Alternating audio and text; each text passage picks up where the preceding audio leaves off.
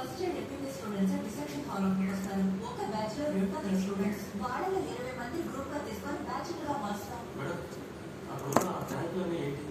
Formal and thanks. Next day reception కి కావాల్సిన కడాప్స్ ని వాటిల్లోనే పెడతాం.